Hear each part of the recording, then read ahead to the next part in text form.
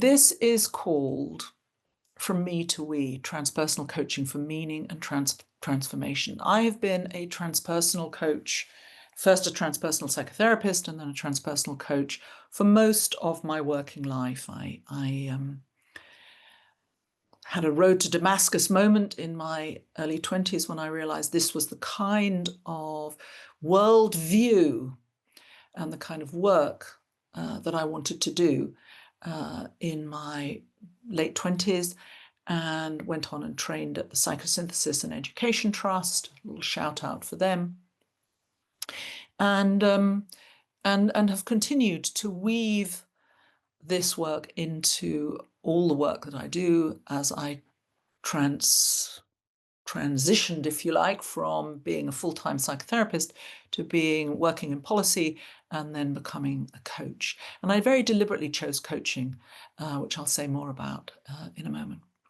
But let's place a little bit of context first. I'm big on context because I think that it really matters. We don't work in vacuums. We don't work in bubbles. I work all over in lots of different sectors, and it's really important to think, where are we working? That's why I ask where you are, where you're dialing in from. And this is a nice quote to kick us off by Karen Armstrong, who was a woman of faith. She was a nun, and then gave it up to come back into the world and write about history and art history. It was her big passion.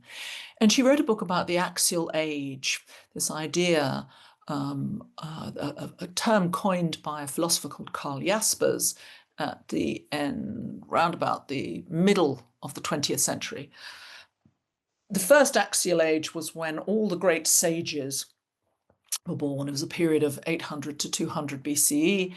And it was called Karl Jaspers called it the axial age because it was pivotal to what we understand as humanity today. The society at the time, between 800 and 200 BC, had grown more aggressive. Iron had been discovered, weapons had got more sophisticated, and there was a lot more overt aggression, a lot of wars. So there are parallels, if you like, with what was going on now. Urbanization, a new market economy. People were no longer living in lonely hamlets at the top of hilltops and so on, but thriving in a very aggressive commercial economy. And power was shifting from king and priest, palace and temple, to the marketplace. This was a big shift during that time. And many of the great sages were born during that time as people began to realize that their own behavior could affect the fate of future generations. It's an important point that they weren't just a cog in the wheel, if you like, a cog in the machinery, or an ant in the ant's nest, that they began to realize that their individuality mattered. And this was the beginning of humanity as we now know it. They became conscious of their existence, their own nature, their limitations, and so on. And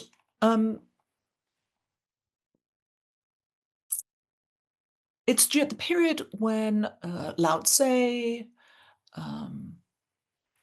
Muhammad, Jesus Christ, the Buddha, and so on, many of the great sages that we look towards today were born during that time. And Armstrong says all the great sages were living in a time like our own, a time full of fear, violence, and horror. Their experience of utter impotence in a cruel world impelled them to seek the highest goals and an absolute reality in the depths of their being. And what Karen Armstrong adds there is that we're one of those junctions in history when we're holding ourselves, our past, and our future, and our integrity in the palms of our own hands. And this seems to me an extremely important reflection to have, that what we do matters. How we coach matters. How we see the work that we do matters. And I've put two images there. One is the palms of our own hands, and the other is an image of by an artist called Byla Goldenthal, and it's called Cat's Cradle, this idea that actually we need many hands today. And my hypothesis, if you like, or my proposal today is that we need to move from that pivotal sense of individuality in the first axial age to reclaiming and re-understanding, refashioning, if you like, what it means to be part, to be interdependent, to be part of something bigger, where we need to collaborate, like this cat's cradle here, to create meaning. So how we tell stories matters. Marilyn Strathern, an American anthropologist, it matters what ideas we use to think other ideas. It matters what stories we tell to tell other stories with. It matters what stories make worlds. And what worlds make stories.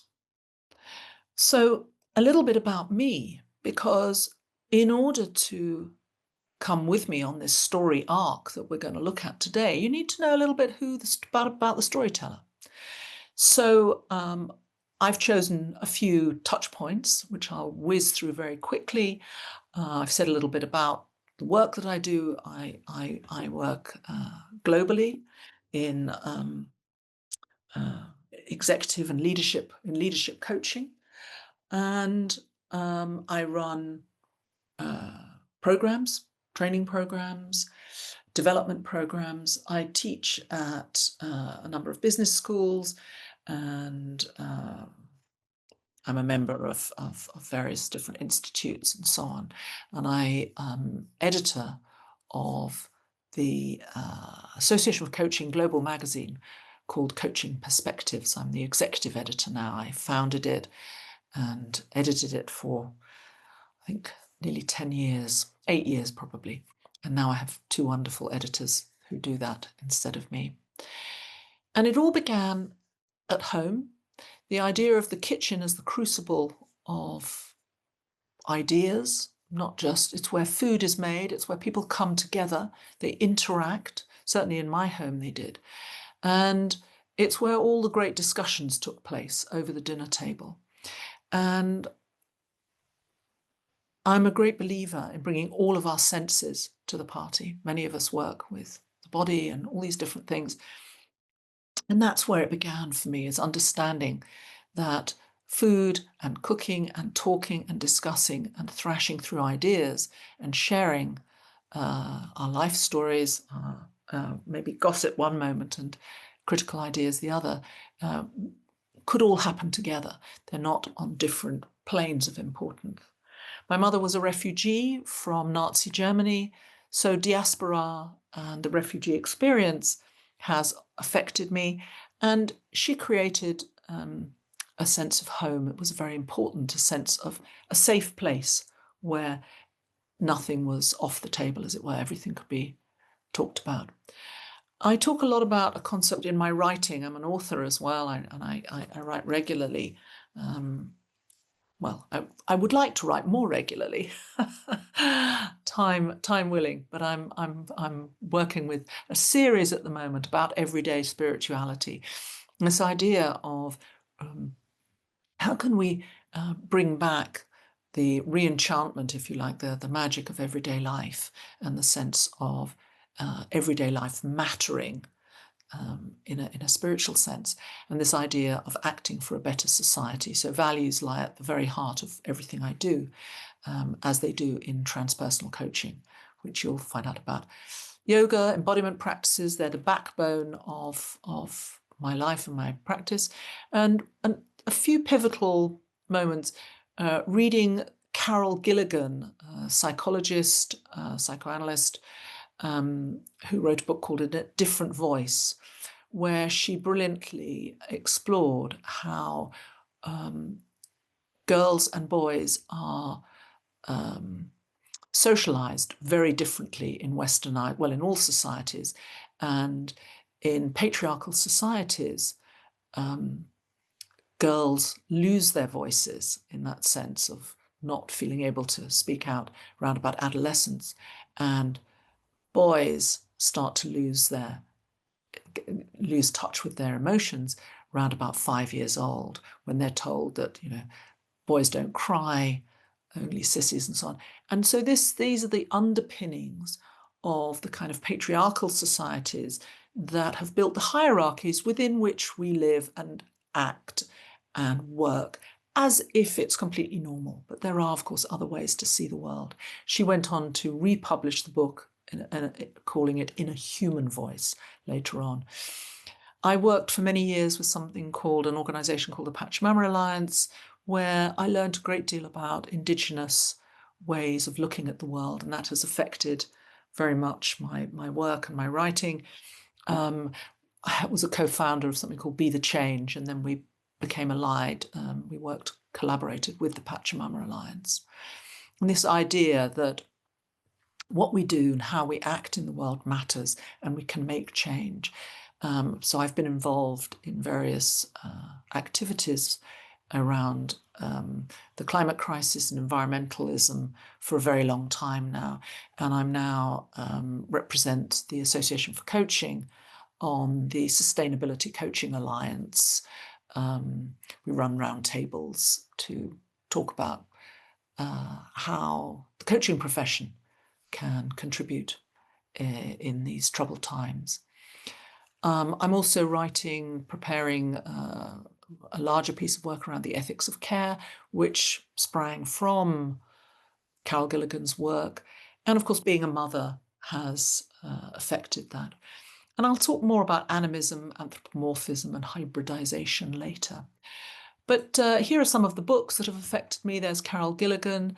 These are some of the books that have been absolutely pivotal and foundational in shaping the way I think. And I think it's really important. We all stand on the shoulders of others, and we all continue the work in a continuum from past, present, and future. And these are the books of Assagioli, which I'll mention later. So how we tell stories matters. I'll say a bit more about that.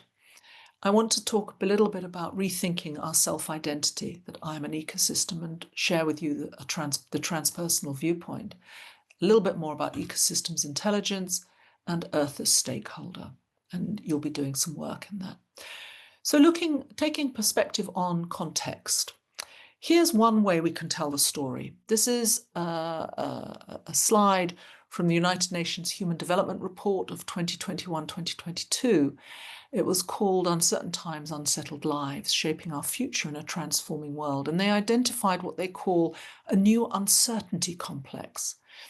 And I would say that all the evidence is saying that this is very much still with us and has just deepened and broadened. And what they do, what this slide tells us, is that the blue circle is the sort of everyday uncertainty that people have always faced. Life has always been uncertain. It's always caused anxiety. We do not know what the future holds. We do not know what tomorrow holds. But they identify three new vectors. The first one is the pursuit of sweeping societal transformations. And in here we can talk about the massive impact that AI and digital transformations is having, the mechanization and computerization of things that used to be done by humans and machines working together can now be done by machines on their own, and so on. In here you can also talk about the enormous migrations that are happening for various political and ecological reasons across the world, destabilizing societies and causing anxieties. And this feeds into the intensifying polarization.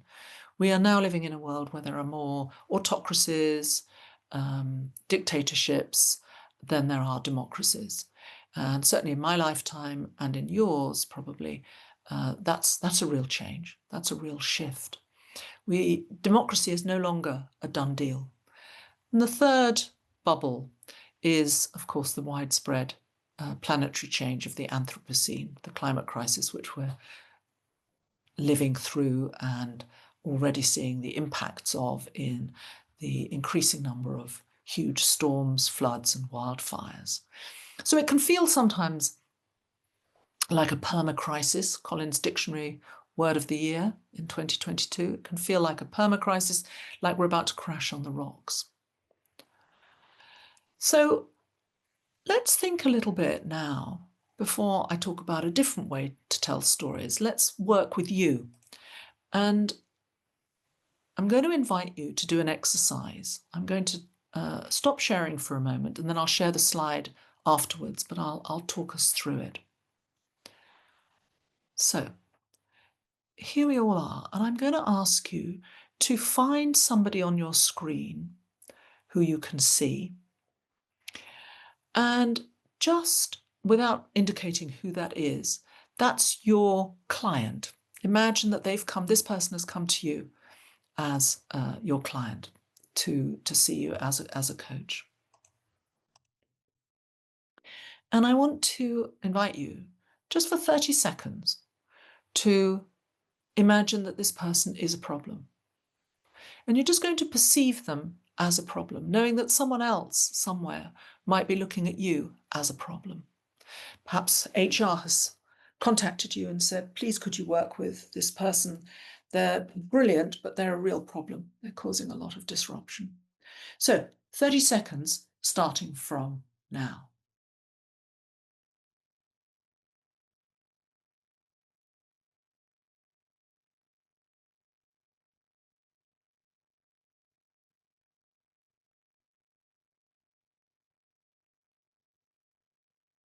And stop.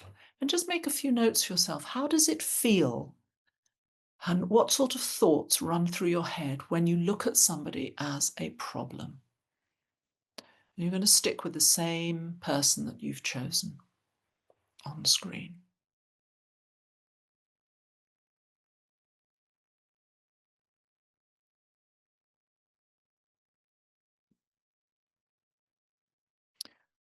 Okay, so let go of that.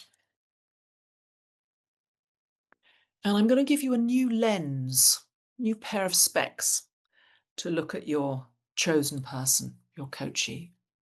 Here is someone who's come to see you. They're an individual. Remember, stick with the same person so you can notice the changes in lens. Here's a person, an individual, who has a problem. 30 seconds starting from now. Just observe, just notice your feelings, your thoughts, and your body sensations. Here's a person who has a problem.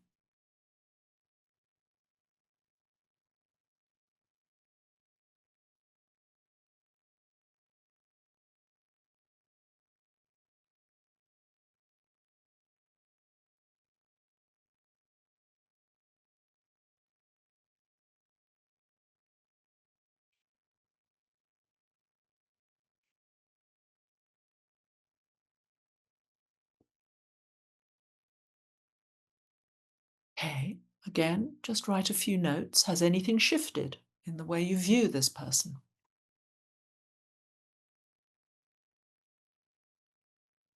And let go of that lens. I'm going to offer you a different lens now. Here is a person, here's your coachee, who is on a life journey with challenges along the way and all the internal resources to meet these challenges. So here is a person on a life journey with challenges along the way and the internal resources to meet them. 30 seconds starting from now, noticing how you feel and your thoughts.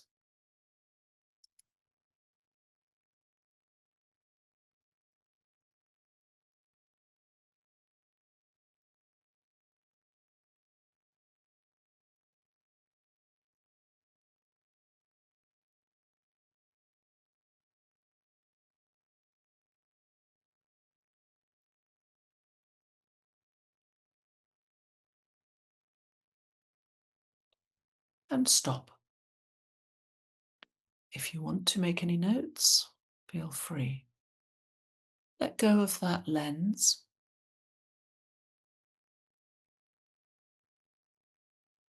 And here's a different lens. So once again, back to your chosen person on the screen. Imagine they're a coachee, a client who's come to see you for coaching.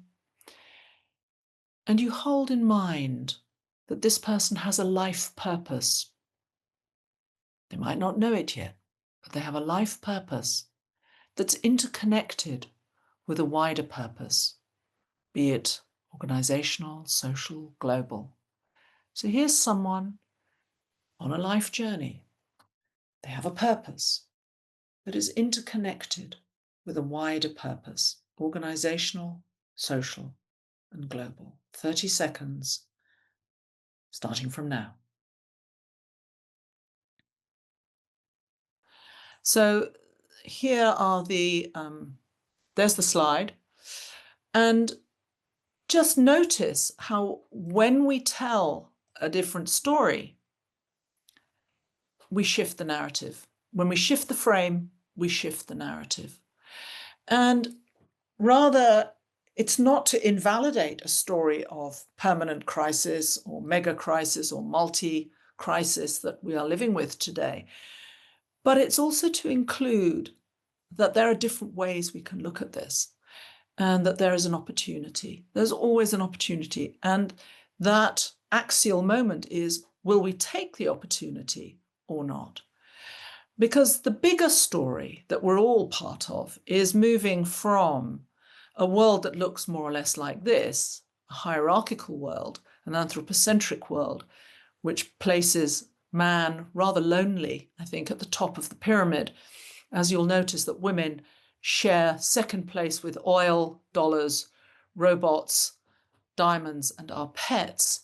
These are the resources that we use, and there's the rest to be exploited and extracted as we wish, to an image that is our story. It's a cosmocentric image which shows that everything's interconnected, interdependent, and therefore everything has its place, everything matters. We might not always know it, but for there to be balance and any kind of harmony and interaction in the world, this has to be a shape that we aspire to and need to move forward on. So I'm rather keen on the novelist Ursula Le Guin. You may or may not like her. It's her novels are not so much my kind of bag, but I do love her little book called The Carrier Bag Theory of Fiction, because she talks about how when we have a linear, progressive, what she calls times-killing arrow mode of the techno-heroic, it's all about triumph. And triumph has to be also about tragedy, because otherwise, what are we triumphing over? So think about that. When we create a world of heroes, we create a world that has to triumph over something and tragedy. And she points out that the first cultural device is not a knife or an axe or a spear or a sword, but a container, a leaf, a gourd, a shell, a net, a bag, a sack, a holder, a recipient. So the new story is, of course, an old story. It's the life story of creation and of transformation, because everything is transforming all the time. It's the everyday and the everything. Still, there are seeds to be gathered and room in the bag of stars. So I prefer to take a more hopeful and optimistic look. I'm going to come back to that. But well, no, let me just say that I'm going to talk now about the transpersonal. It's a whole system psychology, mind, emotions, body, and spirit. So it's an ontological approach. That means it's a way of looking at the world. It includes the spiritual. So when I talk about everyday spirituality, it's like, can we bring the spiritual back into our lives? Not in a sense of going somewhere special to pray or chant or sing, but as something that belongs with us as part of the everyday. Can we re-own the spiritual? Not so much as religious practice, although that is certainly valid and nourishing and enriching for many, but as something that is all of our birthright and part of the lived world. It puts will and awareness at the core of the human, the notion of the I, and it re-establishes imagination, intuition, qualities and values rather than goals and performance at the heart of what it is to be human and to be creative. And these are some of the key names that you'll be familiar with. And it's a profoundly hopeful way of looking at the world. So the future of coaching, I said in 2023, because this was a pivotal moment around just after COVID. And I was talking about to be truly radical. I was using Raymond Williams' quote, to be truly radical is to make hope possible rather than despair convincing. And I think that that's our role as coaches, is to enable people to feel empowered to be in the world and to make an impact on the world, to make a contribution. So let's go dive a little bit deeper into the transpersonal. This is a very thumbnail sketch because obviously it takes, I run a program called The Spirit at Work, or just Spirit at Work, actually, there's no the there, which is a 3 two-day modules. So that's 6 full days accredited by the Association for Coaching. And today I'm just really going to give you the bare headlines of what transpersonal is all about. It's an ecosystemic model of the psyche that moves from me as a individual enclosed in my body to we. It simply means across, above, beyond, and through. So we work with the personal, beyond the personal, through the personal. And it's something all people have in common across its cultures, belief systems. And we work a lot with qualities, values, and potential. Going into a little bit more detail, the branch of transpersonal psychology that I studied and that has been most adapted and popular in westernized cultures is psychosynthesis. This was developed by a psychologist called Roberto Assagioli. You see his smiling face there. And you can see his dates. He was active at the beginning of the 20th century, right the way through. And his aim in creating psychosynthesis, he was much influenced by Freud and psychoanalysis, and he had a long-standing correspondence with both Freud and Carl Jung. But his aim was to create a practical psychology to help those, and this is a quote from him, who refuse to submit passively to the play of psychological forces which are going on within them. So his idea was to bring it into the everyday in the same way as he was quite vigorously and outspokenly not against religion, but very much saying that he was not a religious person, but wanting to reclaim spirituality for the everyday and for every person. So there's a sense of the collective unconscious. I'll talk about that when I come to the egg model. And it includes also, it's a psychology that doesn't just focus on what's wrong, on the psychopathology. It was very much about looking at the positive aspects of the human as well: love, wisdom, creativity, altruism, the artistic, the heroic, and the will. In one of his letters, Freud said, "I'm interested only in the basement of the human being." And we could say that psychosynthesis is interested in the whole building, that we try to build an elevator which will allow a person access to every level of his personality, of their personality. After all, a building with only a basement is very limited. We want to open up the terrace where you can sunbathe or look at the stars. Our concern, this is from Assagioli when he was interviewed by Sam Keane in 1974. He says, our concern is the synthesis of all areas of the personality. That means psychosynthesis is holistic, global, and inclusive. It's not against psychoanalysis or behaviorism, but it insists that the needs for meaning, for higher values, for a spiritual life are as real as biological or social needs. And when he was in solitary confinement in 1940 under fascism, Assagioli was Jewish. I think the doctor should have prescribed some more. Sorry, can someone come through today? It has, yeah. Can someone mute someone? We're listening into one of your conversations. Great, thanks. He was locked up under fascism. He was put on death row. He didn't know whether he would be executed or not, murdered.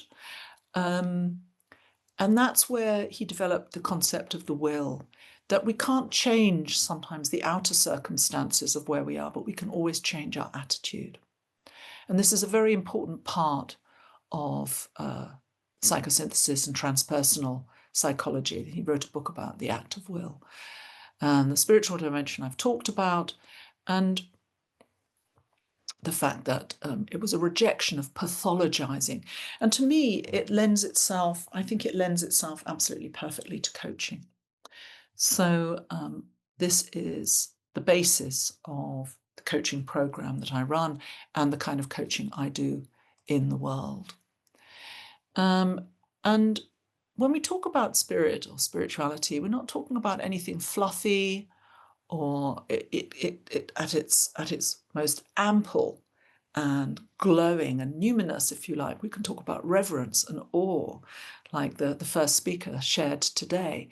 But it's also, values such as the ethical, the aesthetic, the heroic, the humanitarian, the altruistic, but it's also what ignites the human spirit and serves to drive full engagement and to maximize performance. Jim Lowe and Tony Schwartz developed the Energy Project, and they were all about sports and high performance. So spirit and spirituality can run right the way through. It makes us ask why we're doing what we're doing. It makes us seek some fundamentally better way of doing it, to want our lives to make a difference, that our contribution matters.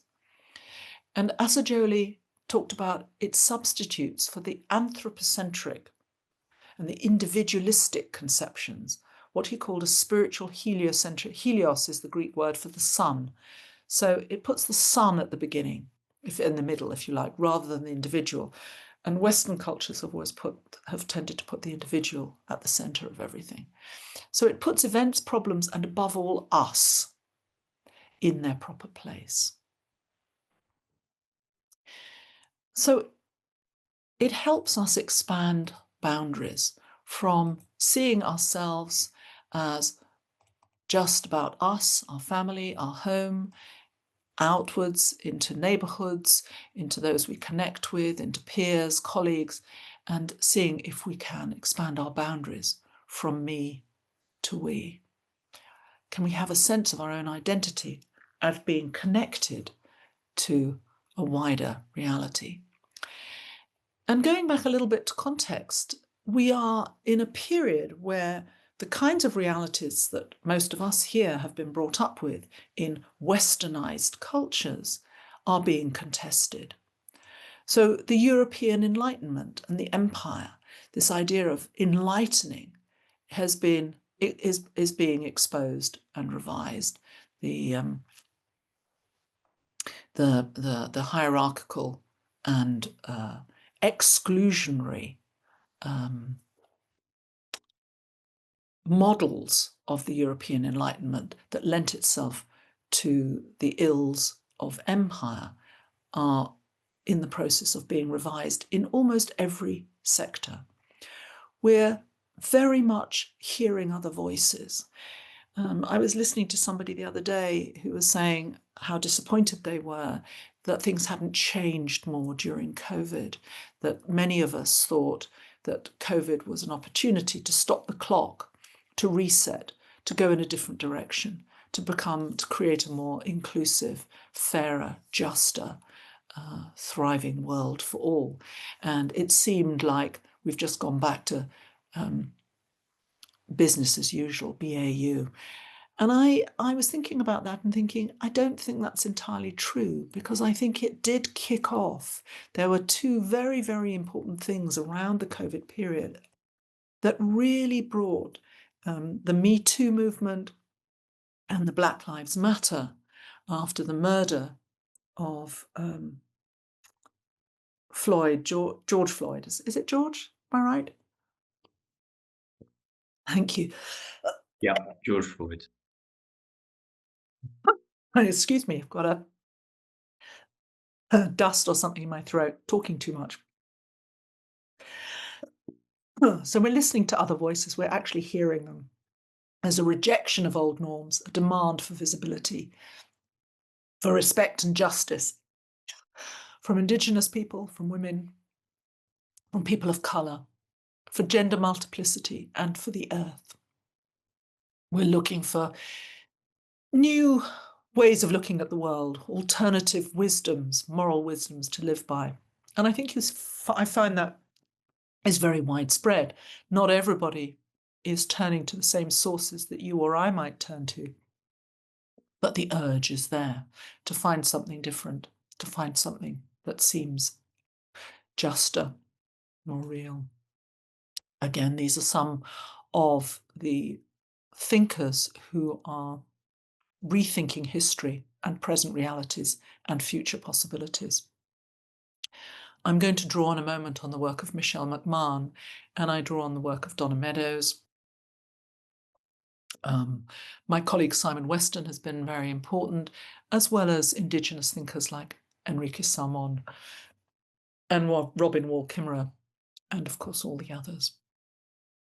I was have been very influenced by Jonathan Lear, who's an American philosopher as well. Again, some of the books, some of the images. So there's a lot out there. And Michelle McMahon talks very cogently, really in a very enlightening way. If you ever get the chance to listen to her, I highly commend her, about how we've inherited hierarchical worldviews, this idea of the great chain of being. And ever since Aristotle to contemporary times, humans, animals, plants, minerals are positioned in hierarchical order of perfection. And this was later upgraded to include socially constructed racial theory about, who can be listened to, who can be seen, who's more perfect. And again, this became an instrument of empire. The Western European collective cultural code included a hierarchical understanding that some humans were more perfect and ordained to explore, categorize, and govern all the entities below. And this worldview dominated other worldviews through colonization. Hierarchical worldviews are very different to relational worldviews that operate in many other continents, which position interdependency and interrelationships, both seen and unseen, between all entities, going back to that image that I showed you as we move from an anthropocentric to a cosmocentric perspective. And so you can see hierarchical worldview is always human-led knowledge. It's learned and experienced by humans, whereas knowledge that is relational can have many, many different sources. It can be ancestral knowledge, it can be community knowledge, it can be country knowledge, it can be natural knowledge. It's held by community, entities of nature, and ancestors for each particular landscape. So we need to be very careful when we're coaching, when we talk about universal values, because they're very particular to context, to time, and to place.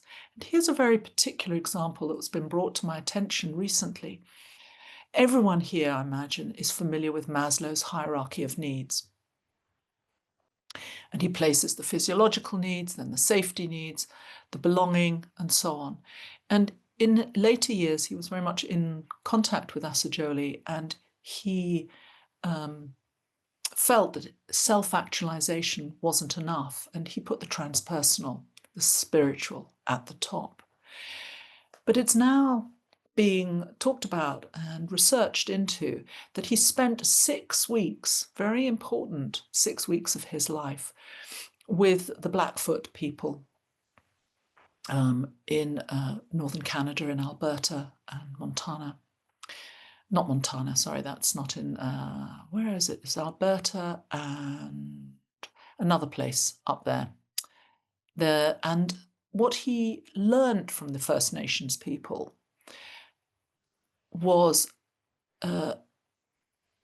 highly influenced, let's put it that way. He highly influenced his hierarchy of needs. It was after that that he developed this. And yet he turned it around to fit a Western hierarchical perspective. Whereas in the First Nations perspective, self-actualization isn't the end, the goal, it's the beginning. That to be able to contribute to our communities, to be able to do good work in the world, we have to be self-realized, strong, and self-actualized human beings. He didn't credit the First Nations people, as people didn't in those days. There was a sense of expropriation that was happened everywhere. But it's now very much thought that this model of the Blackfoot people, where self-actualization led to community actualization and to the perpetuity of their culture. How do we keep it? How do we keep it going? So this was in the late 30s when he was there. And it's just one example of how we can go back and revise history and look again and say, how has it been misused and told? How can we now tell a different story? So that's what I've just been talking about. It turns it the other way on its head. And they use either a teepee model or a wheel that you continually move within in the Blackfoot people.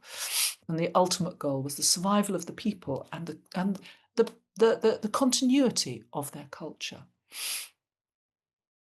So we're beginning now to look at very much ecosystemic intelligence, the intelligence that resides within the particular ecosystem and how we can create these maps of meaning. And together today, as I'm talking and when you share, and if we were able, we had longer, we could talk more together, we would be creating these ecologies of thinking. And Herman Melville, he of Moby Dick, he wrote the great novel Moby Dick, an American pivotal landmark novel of the 19th century. We cannot live for ourselves alone. Our lives are connected by 1,000 invisible threads, and along these sympathetic fibers, our actions run as causes and return to us as results. And that is both a promise and a warning that our actions have consequences. We live in an interdependent world. I want to just say a quick word about Dana Meadows. I think that she is one of the most, perhaps I would put her at the top of my many cast list of great thinkers, systems thinkers, at her capacity to translate complicated ideas into totally accessible understanding. And she created 12 leverage points. You cannot impose yourself. You cannot impose your will on a system. We can listen to what the system tells us and discover how its properties and our values can work together to bring forth something much better than could ever be produced by our will alone. And this chimes, for me, this aligns very strongly with the transpersonal, this idea of bringing the will and marrying it with a sense that the ecosystem has a sacred spiritual quality to it, and that we bring our values. What are our values? And it's very important. The ideas that you and I choose to inform our work will create its texture and its impact. So we live amongst, what are ecosystems? They're organic, they're complex, which can make them frustrating sometimes because you can't easily understand them. They're dynamic, they change all the time, they're self-organizing. And this is what ecosystems are. They're self-organizing systems. They learn in that sense. They're non-linear, they're variable, they're diverse. They have a structure, but it can be disorderly. So as you go close to this painting by Cézanne, it's a painting towards the end of his life, 1901, of his favorite mountain, the Montagne Sainte-Victoire. And he lived in this area. He went back to this area. He was profoundly connected with his ecosystem. He loved it. And he brings a sense of awe and reverence, to use those beautiful words that were introduced, to this landscape. And I think that visitors still today feel that when they flock to exhibitions of his work. And if you go up close, you just see a lot of marks. But as you move away and you take a bit of perspective, you can see a kind of order and a structure within that. The mountain appears. And this makes them, they're always evolving and adaptable. This is a natural landscape. An ecosystem is an organic structure. It makes them exciting, interesting, beautiful, functional, and therefore resilient.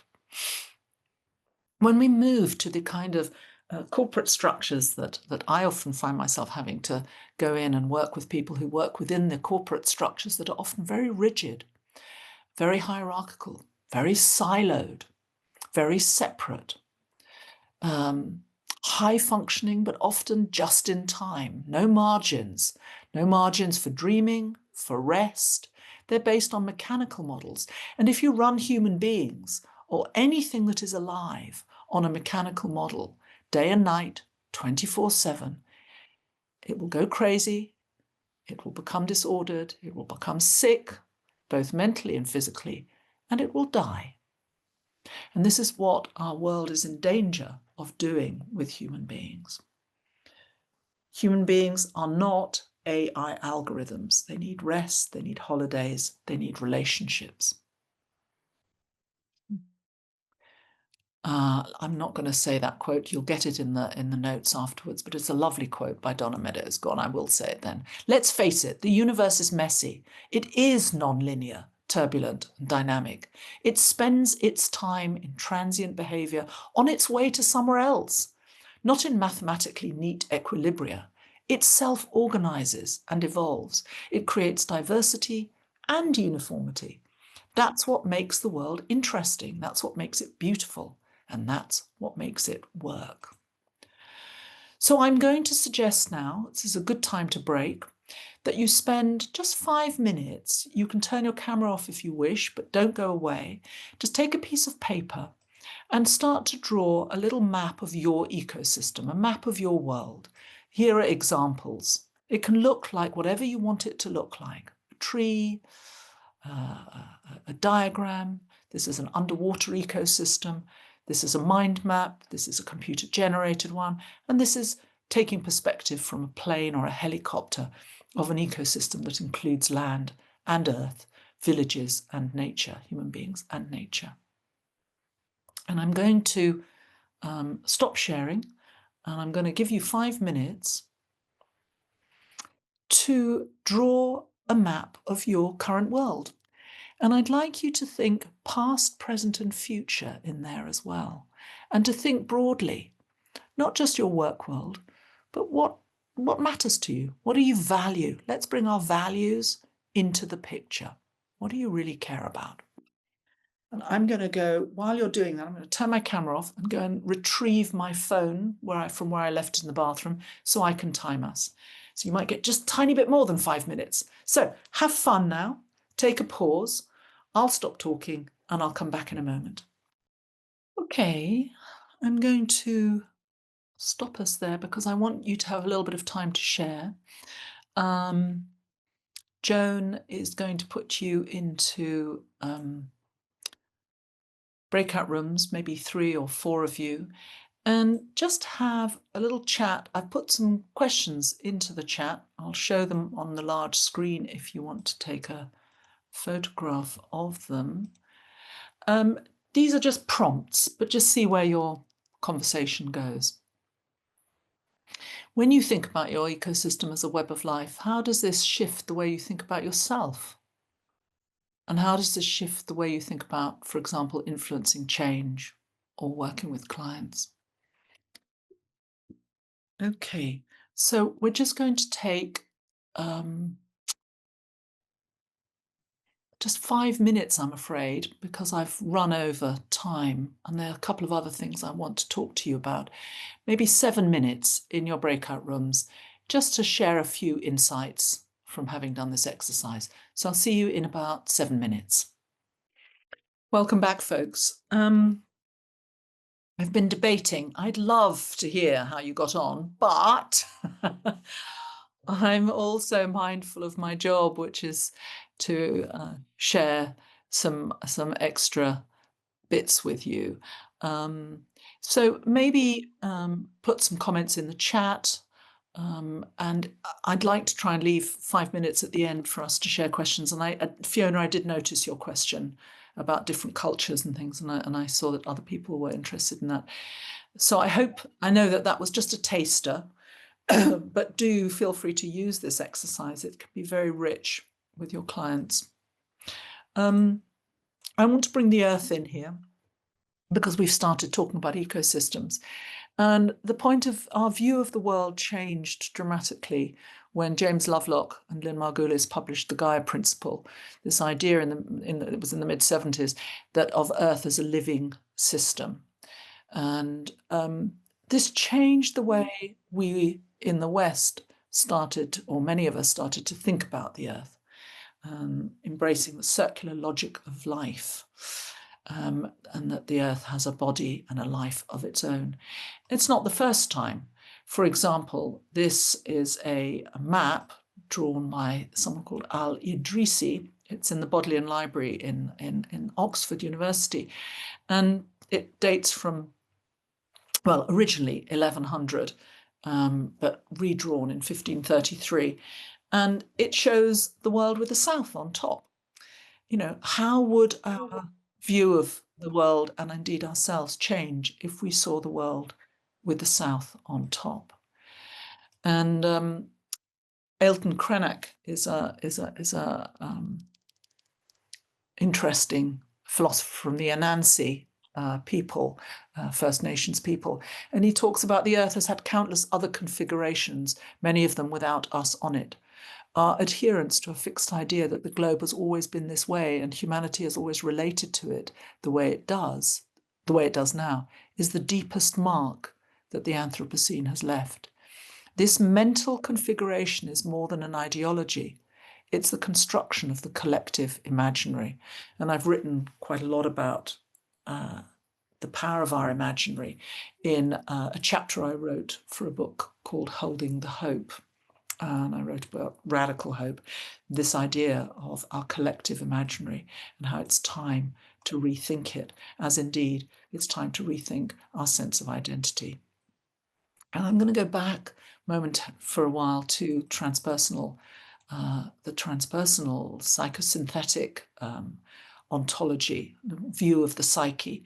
And I'm not going to say too much about this, but just so that you notice a couple of features. Past, present, and future are present all the time. The past is not past, it's with us today. The future, we are brewing it, living it before we realize we're in it. And these broadly correspond to broad bands of what psychosynthesis, what Assagioli called the lower unconscious, the middle unconscious, that's the everyday, and the higher unconscious, the place of the future, but it's also the place of our highest aspirations. And this idea that our better selves, or our higher self, the self that is aspirational, that wants to contribute, that wants to do good in the world, that he calls self with a capital S, or higher self, lives on that borderline between the individual and the universal, or the cultural, or the world that we live in. We're intimately part of the world that we live in. And this I in the middle is not like Freud's ego with a superego and an id. It's a center of pure awareness and will, because everything, in order to grow, has will, has dynamism. And he talked about the field of awareness. And the other thing I just want, in case you miss it, is that all the lines are dotted. This is a way of indicating that we're porous. We absorb information and energy from our environment, and we give out. We're both barometers and radiators, if you like. So our actions matter. And this idea, this is a very core idea of subpersonalities in psychosynthesis, this idea that within each of us is an orchestra, that we have many roles and many actions, many ways that we can be actors in the world. We're not all or nothing. And this brings into conversation, not for today, but another time, around authenticity. If each of these is really authentic, which is the real me? And we need a sense of an agent, a conductor, a place of choice, and that's the awareness and will. And then that sense of who's actually writing our script for us? Are we living a script written by others? Or do we have a sense of authorship and a sense of imbuing our lives with a sense of spirit or soul or energy or awe or reverence or the sacred, whatever word works for you, but something beyond the transactional, the material. And other cultures, I think, they are much better than us at embracing a sense of animism. Anthropomorphism, when I was growing up and being educated, was a term of disdain. Oh, you're just anthropomorphizing. You're assuming that animals have feelings. And now so much research has come out to show that there is energy in all life. And these are some of the reanimating our imaginarium. I spent a very interesting time in Japan, seeing how Shinto and Buddhism live absolutely side by side. Two very different, well, there are similarities, but different religions, different spiritual practices. The Celtic calendar, long since out of use. But again, these are spiritual practices that embrace pluralism and holism and interconnection, like the mycorrhiza under the tree. And Robin Kimmerer says, if a maple is an it, we can take up the chainsaw. But if a maple tree is a her, we think twice. Not entirely true, unfortunately, because as a linguist, I studied languages at university and I speak French and Italian, which are both Romance languages that use he and her to designate everything, and they still take up the chainsaw. But maybe there are different attitudes. But the concept I want to land is this idea of kincentricity. It's a word coined by Enrique Salmon, who is an indigenous philosopher from the Sierra Madre, Mexico. And there are many examples of cultures the world over, not just indigenous cultures, who feel profoundly connected with elements of their environment, whether that's animals or the natural environment, whether it's mountains, streams, rivers, and so forth. And it's about the idea of kincentricity is humans and nature are a part of an extended ecological family, which is viable only when all life is viewed as kin. And this means that we do have to challenge some of the unconscious assumptions that underpin mainstream leadership discourses and therefore coaching. White, male, superior, hierarchical, individual, separate, able-bodied, cisgendered, universal values, which really means ours, our values, and the self-evident imperative to transform followers to fit this norm. Is this just imperialism by another name? And these are challenges that colleagues of mine like Jonathan Passmore and Charmaine Roche have been challenging. Their, I think, landmark report that came out of Henley Business School was very good at looking at deep-seated and unconscious racism within our cultures. And it challenges also, we need to think about neoliberal achievements, the idea that more in every sense is what we should be going for. So whether we like it or not, we are in the business of transformation, because coaching, just being with another person, spending time with another person, talking with them, searching together with them as a partner for meaning and purpose, takes us from me to we. We work ecosystemically. We live with complexity. I've talked about this. I don't want to talk about that anymore. And it's also about regeneration, because the ecosystemic speaks through people. In a world of AI, our job here with coaching and with our clients is to become even more human.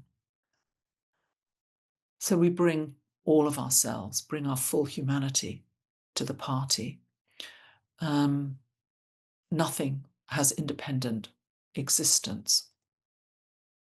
So prioritize attention to the links, the relationships, the impacts, the effects, the influences, and how the relationships either sustain each other or not. We, like the rest of life, achieve only through collaboration.